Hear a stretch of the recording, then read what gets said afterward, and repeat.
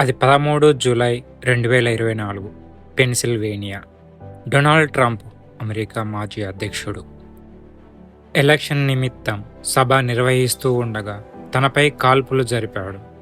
ఒక 20 ఏళ్ల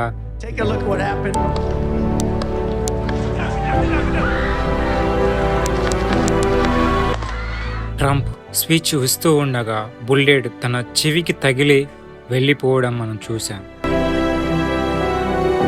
20 ఏళ్ల యువకుడు 3 సార్లు తనపై కాల్పులు జరిపాడు.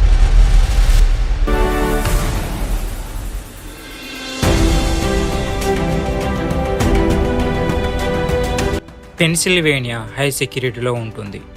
ప్రెసిడెంట్ ఎలక్షన్లో భాగంగా సభ ప్రాంగణం అంతా చాలా సెక్యూరిటీతో చెకప్ చేస్తూ ఉన్నారు. సభ ప్రాంగణం అంతా పోలీస్ నిర్బంధంలో ఉంది.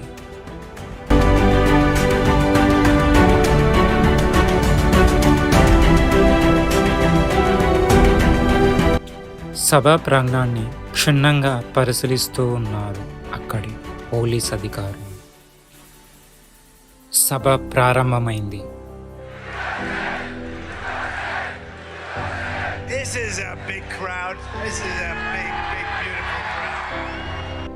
ఆ సభ ప్రాంగణం మొత్తం ట్రంప్ స్పీచ్తో మారుమోగిపోతూ ఉంది. ట్రంప్ చుట్టూ పబ్లిక్ తన స్పీచ్ వింటూ ఉంది. ట్రంప్ పోడియం చుట్టూ హై సెక్యూరిటీ కూడా ఉంది.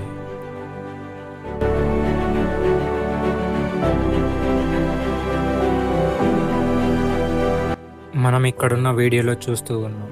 చుట్టూ సెక్యూరిటీ ఉండగా కూడా ఒక గోడం నుంచి ట్రంప్ గారిని ఎలా షూట్ చేస్తూ ఉన్నాడు.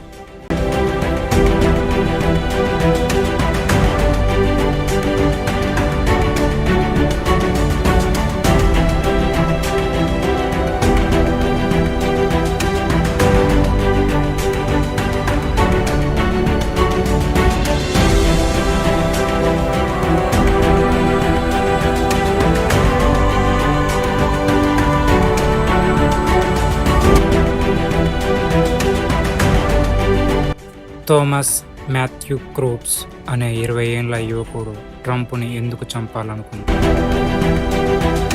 ఆ యువకుడి వ్యతిరేకత ఏంటి? ట్రంప్పై కక్ష సాధింపు చర్య ఏంటి? దీనికి కారణాలు ఏంటి? ట్రంప్పై కాల్చిన తూటాలకు సమాధానం ఎవరు?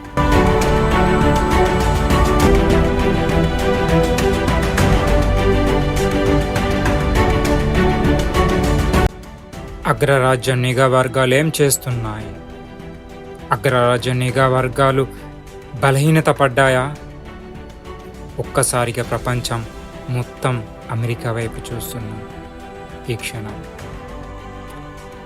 మాజీ అధ్యక్షుడు డొనాల్డ్ ట్రంప్పై జరిపిన కాల్పులలో ఎవరిది నిర్లక్ష్యత? ఎవరిది బాధ్యత?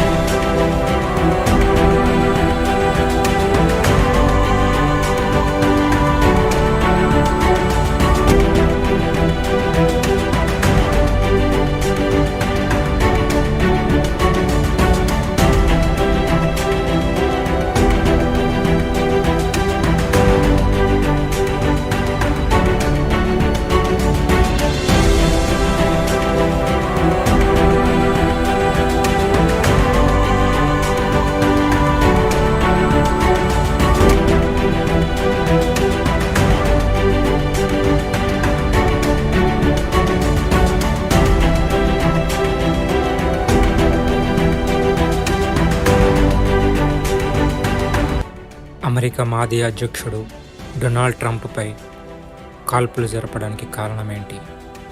ఆయన అధ్యక్ష పదవిలో ఉండగా తీసుకున్న నిర్ణయాలే దీనికి కారణమా, లేక ఇంకేమైనా ఉన్నాయా? నెక్స్ట్ వీడియోలో చూద్దాం. జై హింద్.